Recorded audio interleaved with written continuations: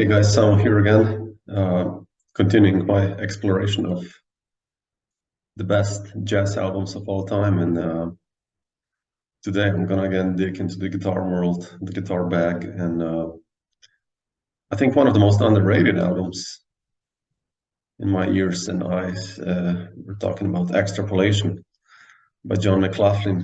I think it was 1969, and the first time I heard that album, I was just blown away. I mean, I was totally into Ornette Coleman, Eric Dolphy, all these amazing musicians that kind of explored free melodic playing. And then, of course, this album, just the playing by McLaughlin on this one, for me, it's still one of the best, even though, of course, we know him through amazing virtuosity later in the Mahavishnu Orchestra and Shakti and various bands with Joey DeFrancesco and Chambers and Alvin and the bands in the 90s and everything he did, the Fourth Dimension lately.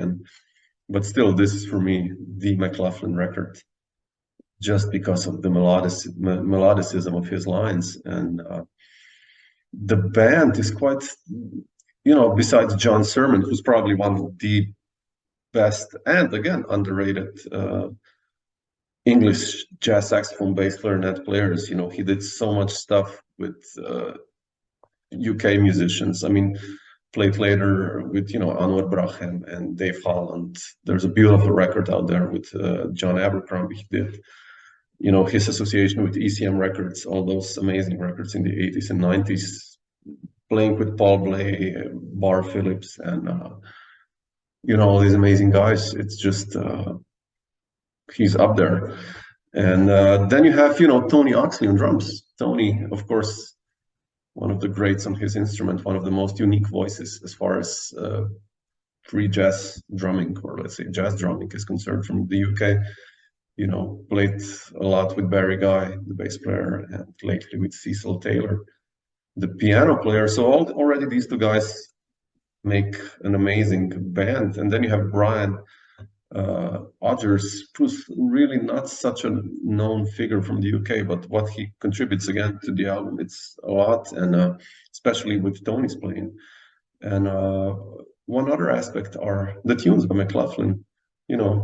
Extrapolation starts with this kind of beautiful jagged lines. The band jumps in, and Arjen's back. I think John played later that quite a lot, and it's such a beautiful tune. And Binky's beam,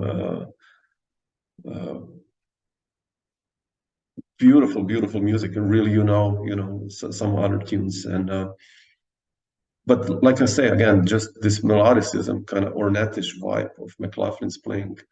It's visible here prior him entering the Miles period, and of course prior forming the Mahavishnu Orchestra, which for me, I love it, but it's so much,